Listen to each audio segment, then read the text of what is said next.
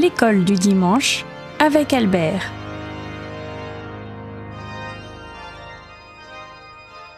L'école du dimanche, depuis maintenant 11 semaines, on est en compagnie du Credo, le compendium de la foi catholique avec Monseigneur Athanasius Schneider. On en est arrivé à l'article, je crois, en l'Esprit Saint. L'Esprit Saint, donc c'est un Dieu, la divinité de l'Esprit Saint. Puis aussi, il y a les dons du Saint-Esprit, les dons et les fruits. Alors, qu'est-ce que le Saint-Esprit donne à l'âme avec la grâce sanctifiante? Eh bien, il communique ces 7 dons à l'âme. Alors, un don du Saint-Esprit, c'est un habitus surnaturel, infusé directement par Dieu dans l'âme, c'est-à-dire une disposition stable qui perfectionne l'âme et l'incline à répondre à Dieu et à agir promptement en toutes les affaires concernant le salut. Ces dons sont la sagesse, l'intelligence, le conseil, la science, la piété, la force et la crainte du Seigneur.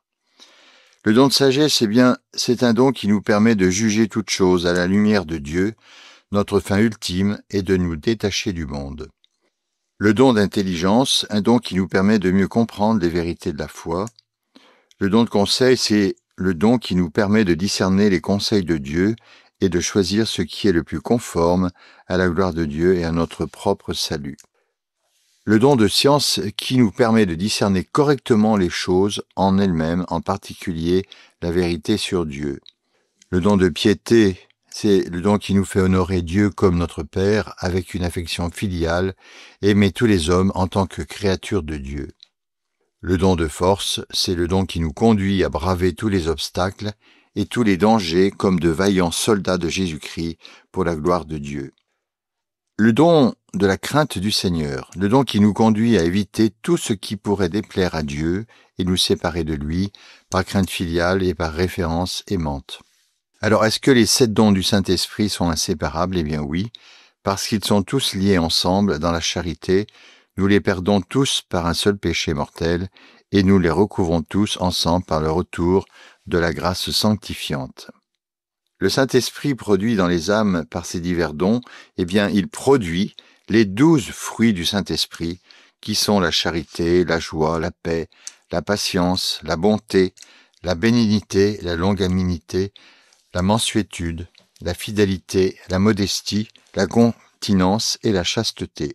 Alors, quels fruits de l'Esprit Saint servent le plus à notre perfection intérieure? Pour faire le bien, la charité, la joie et la paix. Pour la force contre le mal, la patience et la longanimité. Les fruits de l'Esprit Saint qui servent le plus à notre perfection extérieure, à l'égard de notre prochain, c'est la bonté, la bénignité, la mansuétude et la fidélité. Et à l'égard de nous-mêmes, la modestie, la continence et la chasteté. Alors pourquoi ces vertus sont-elles appelées fruits? Parce que l'âme juste, unie à notre Seigneur, par l'Esprit Saint, comme un rameau est attaché à une vigne, produit ses vertus aussi naturellement qu'un bon arbre produira de bons fruits. Alors maintenant, quels sont donc nos devoirs envers le Saint-Esprit? Bien, premièrement, l'adorer. Deuxièmement, aimer le Père et le Fils de l'amour de l'Esprit Saint qui a été répandu dans nos cœurs. Troisièmement, invoquer la lumière et l'aide de l'Esprit Saint avant nos actions importantes. Quatrièmement, accepter toutes les vérités qu'il transmet par l'enseignement définitif de l'Église.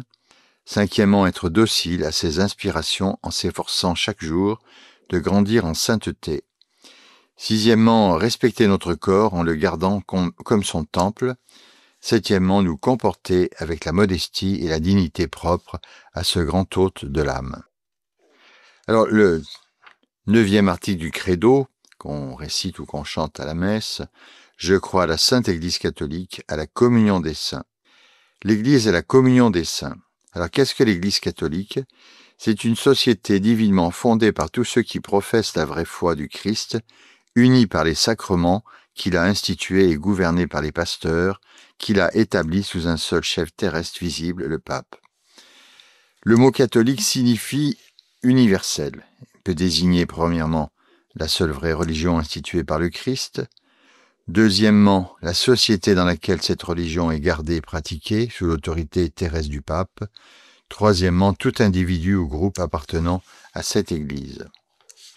Que signifie le mot d'église? Eh bien, ce terme qui vient d'ecclésia, c'est-à-dire assemblée, désigne toute la société des catholiques appelée l'Église universelle.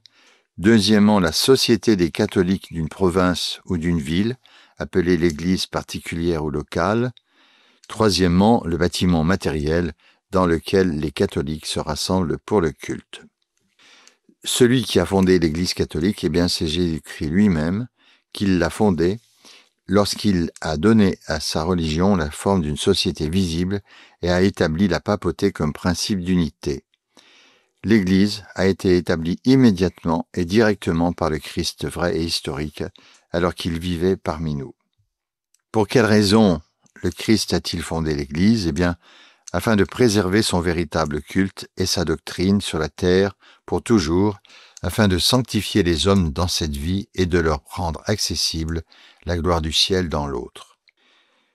L'Église est-elle appelée aussi corps du Christ? Eh bien, Jésus-Christ lui-même affirme que, de même que les sarments et la vigne forment un seul être vivant, de même le Christ et ses disciples constituent un véritable corps vivant. Comme le corps est un et a plusieurs membres, et comme tous les membres du corps, malgré leur nombre, ne forment qu'un seul corps, ainsi en est-il du Christ. Vous êtes le corps du Christ, vous êtes ses membres, chacun pour sa part. L'Église catholique est-elle appelée aussi à juste titre le corps mystique du Christ? Eh bien, par ce terme, le corps social qu'est l'Église, dont le Christ est la tête et le chef, peut être distingué de son corps physique, qui, né de la Vierge Marie, est assis maintenant à la droite du Père et est caché sous les voiles eucharistiques. Il peut être distingué de même, ce qui est de grande importance, à cause des erreurs actuelles de n'importe quel corps naturel, soit physique ou moral.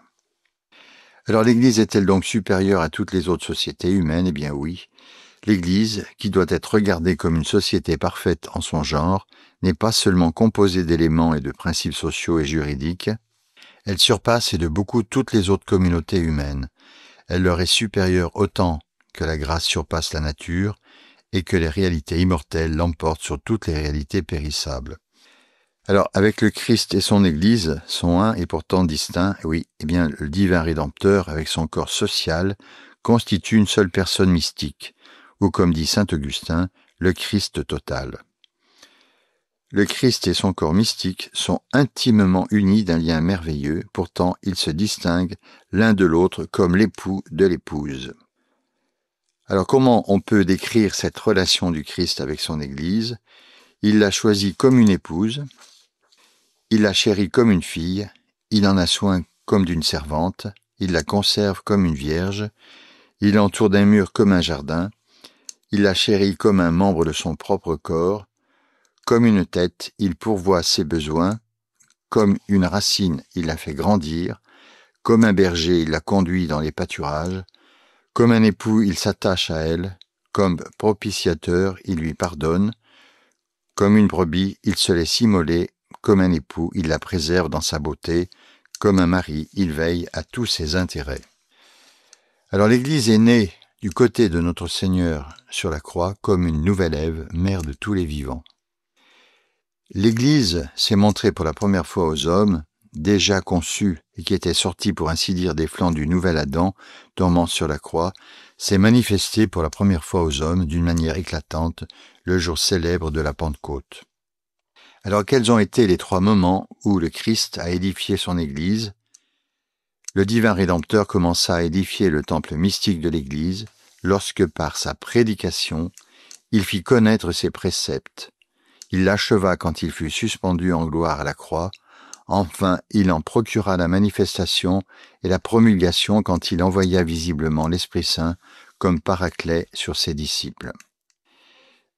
Qui le Christ veut-il pour membre de cette Église? Eh bien, tous les hommes, de tous les temps et de tous les lieux, jusqu'à ce qu'ils reviennent dans la gloire. Alors comment devient-on membre de cette Église? Eh bien, par la réception du sacrement du baptême. Comment les hommes peuvent-ils reconnaître cette Église? Eh bien, par son existence constante et visible dans le monde, sous la mission de ses apôtres choisis et de leurs successeurs, à chaque époque, qui transmettent fidèlement ces sacrements, ces enseignements au monde.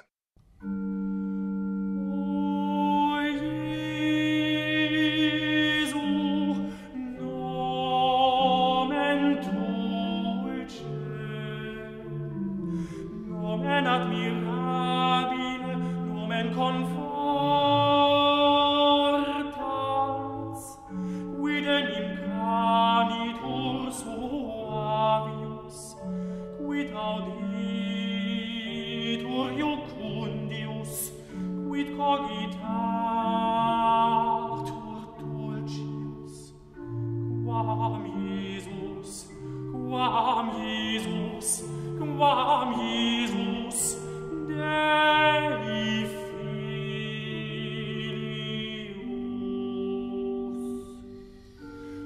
Und nomen Jesu, und nomen Jesu, verus anime cibus, verus anime cibus,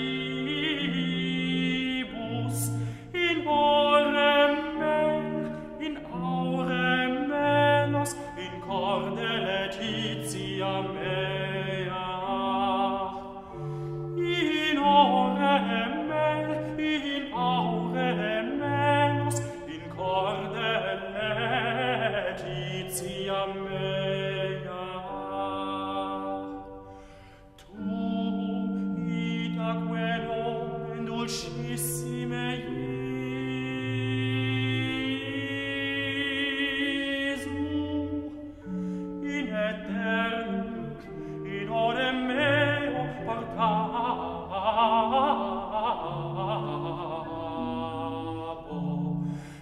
Tu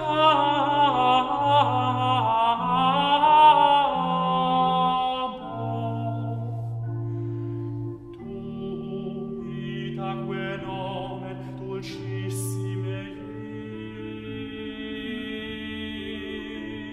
Iesu, in aeternum, in ore meo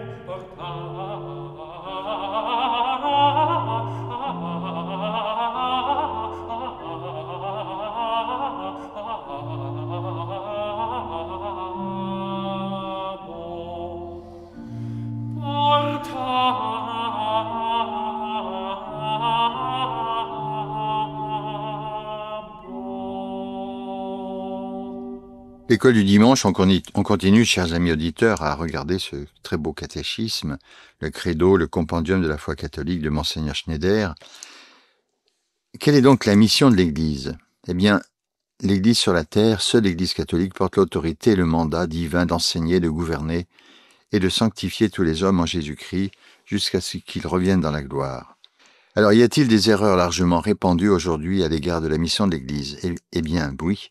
Beaucoup croient à tort que la mission de l'Église est d'améliorer le bien-être temporel de l'homme, comme si le Fils de l'homme s'était incarné pour établir un organisme humanitaire pour lutter contre la pauvreté, la maladie ou la pollution de l'environnement. D'autres cherchent à tort une autre humanité, dans laquelle une paix réelle et durable n'est possible qu'à partir d'une éthique globale de solidarité et la co-responsabilité au sein de toute la famille humaine, où l'Église ne fait que favoriser la promotion de l'homme et de la fraternité universelle. La solidarité humaine peut-elle être mise au niveau de la charité divine et la vie dans l'Esprit Saint? Eh bien non, la charité divine est surnaturelle et appartient donc à la vie dans l'Esprit Saint, alors que la solidarité humaine n'est qu'une vertu naturelle qui appartient donc à la vie naturelle. Alors comment s'accomplit la mission authentique de l'Église? Eh bien, par un triple pouvoir que Jésus-Christ a conféré aux apôtres au cours de son ministère public. Premièrement, enseigner la vérité révélée. Deuxièmement, sanctifier les âmes surtout par l'administration des sacrements. Troisièmement, gouverner les fidèles en leur donnant de bonnes lois. À quelle autorité supérieure Jésus-Christ a-t-il soumis les apôtres eux-mêmes? Eh bien, à Simon-Pierre, qu'il a placé à leur tête comme le premier souverain pontife ou pape. Pourquoi cette autorité donnée à Pierre et aux apôtres ne devait pas finir avec eux? Parce qu'elle n'a pas été conférée pour eux personnellement, mais pour l'Église qui devait durer dans tous les âges. L'autorité apostolique et divine est donc transmise aux évêques en tant que successeurs des apôtres et au pape en tant que successeur de Saint Pierre. Quelle prérogative des apôtres était intransmissible à leurs successeurs, les évêques? leur inspiration immédiate et leur assistance miraculeuse, car ils connaissaient éminemment d'un regard prophétique la plénitude de la foi. Ils annonçaient aux hommes de nouvelles vérités révélées. Pour les énoncer, ou de vive voix, ou par écrit, ils étaient divinement assistés.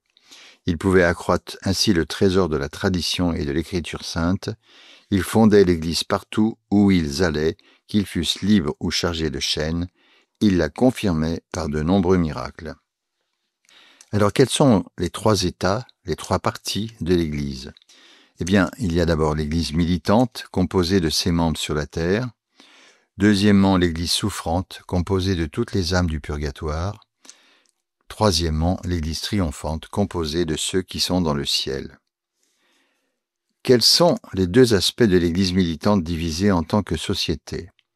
Il y a l'Église d'Auchens, c'est-à-dire l'Église enseignante, composée du pape et des évêques en union avec lui, enseignant avec autorité en tant que représentant de Jésus-Christ sur la terre. Deuxièmement, l'Ecclésia docta, ou l'Église enseignée, composée de tous les fidèles qui reçoivent l'enseignement du Christ et vivent selon lui. L'Église enseignante doit-elle être la plus obéissante et docile de tous envers la parole révélée de Dieu ? Eh bien oui, la charge d'enseignement de l'Église n'est pas au-dessus de la parole de Dieu, mais elle est à son service, n'enseignant que ce qui a été transmis. Elle écoute cette parole avec amour, la garde saintement et l'expose aussi avec fidélité. Le Concile Vatican avait défini le pape non pas comme un monarque absolu, mais comme le garant de l'obéissance envers la parole révélée. Cette obéissance et cette docilité doivent-elles aussi s'étendre au sens pérenne de la tradition de l'Église ? Oui. La légitimité de son pouvoir était liée avant tout à la transmission de la foi. Cette fidélité au dépôt de la foi ainsi que sa transmission concerne tout particulièrement la liturgie. Saint Augustin caractérise ainsi les vrais évêques catholiques. Ce qu'ils ont trouvé dans l'Église, ils l'ont gardé, ce qu'ils ont appris, ils l'ont enseigné, ce qu'ils ont reçu des pères, ils l'ont transmis aux fils. Donc c'est le Contre Julien, le livre 2 de Saint Augustin. Alors quels sont les deux éléments de l'Église considérés comme corps vivant ? Eh bien premièrement, un élément interne ou âme qui consiste en la grâce sanctifiante, les vertus infuses et les dons de l'Esprit Saint. Deuxièmement, un élément externe ou corps constitué de la société visible de ceux qui professent publiquement la foi du Christ, prennent part à ses sacrements et demeurent en communion avec les pasteurs qu'il a établis. L'un et l'autre de ces éléments peuvent-ils exister indépendamment de l'autre ? Eh bien non, cet élément interne et cet élément externe, ils sont aussi inséparables que l'âme et le corps du Christ ressuscité, qui est le chef divin de l'Église, son corps mystique. Alors, quelles sont les principales caractéristiques de la mission de l'Église ? Eh bien, universalité et charité surnaturelle, comme saint Augustin l'a si admirablement formulé. Ô Église catholique, véritable mère des chrétiens, vous nous exhortez d'abord à adorer par le culte le plus pur et le plus chaste, Dieu seul, dont la possession constitue le souverain bonheur. Vous embrassez tellement l'amour et la charité pour le prochain que l'on trouve en vous tous les remèdes pour les maladies dont souffrent les âmes à cause de leurs péchés. Vous unissez des frères aux frères par le lien de la religion, lien plus fort et plus étroit que celui du sang. Vous unissez les citoyens aux citoyens, les nations aux nations et tous les hommes, dans une union non seulement de camaraderie, mais de fraternité, en leur rappelant leur origine commune. Donc c'est De Moribus Ecclesiae Catholicae, le livre 1.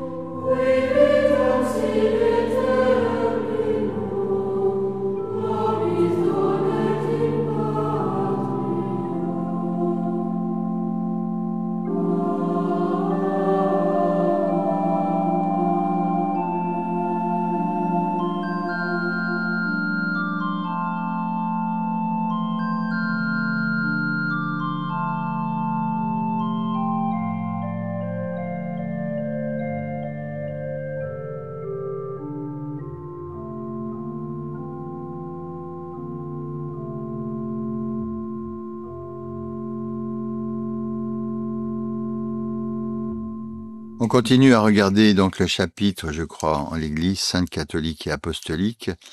La nécessité de l'Église. Est-il nécessaire d'appartenir à l'Église catholique pour être sauvé? Oui, c'est le sens de l'affirmation souvent répétée par les pères de l'Église, les papes et les conciles de l'Église, extra ecclesiam nulla salus, hors de l'Église, point de salut.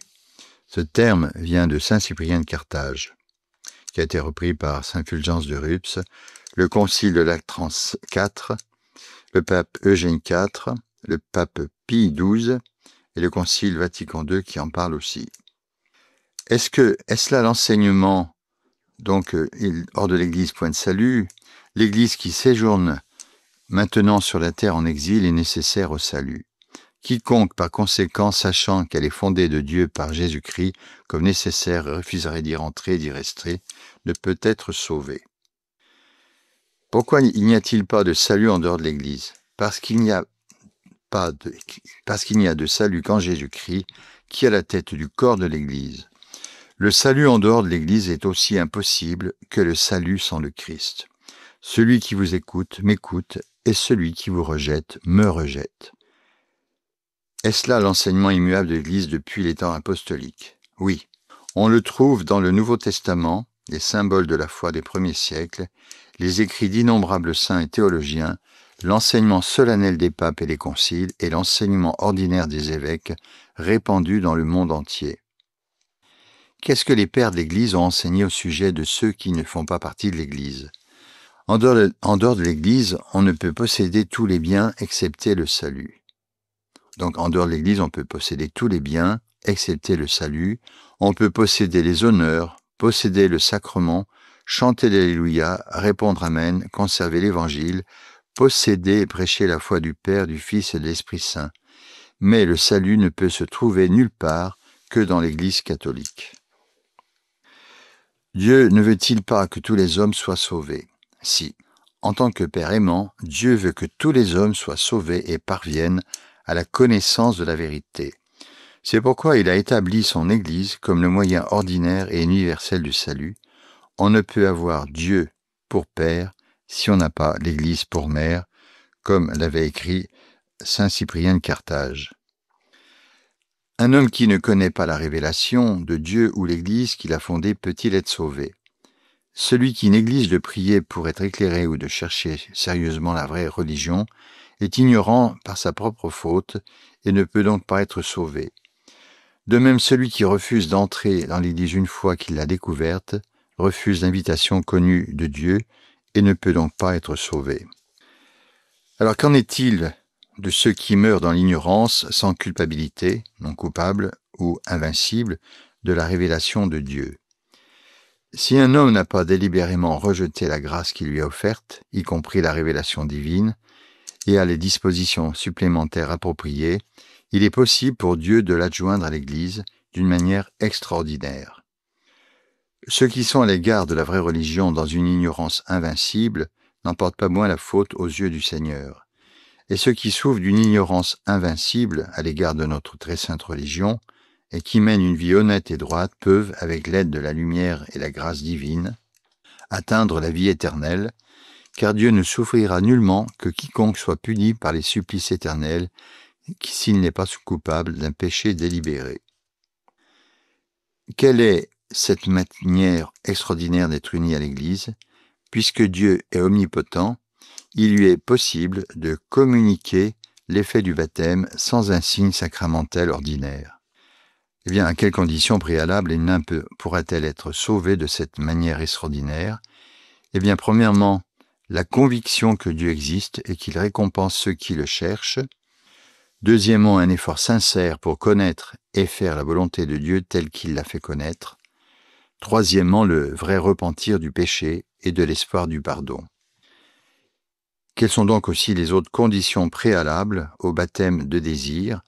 Eh bien, premièrement, une conversion parfaite, la croyance et l'amour sincère envers Jésus-Christ et la Sainte Trinité. Troisièmement, la ferme intention d'entrer dans l'Église. On continuera donc la semaine prochaine à regarder donc cet article du Credo, je crois en l'Église sainte catholique et apostolique. Bonne semaine à tous et que le nom du Seigneur soit béni, au nom du Père et du Fils et du Saint-Esprit. Amen.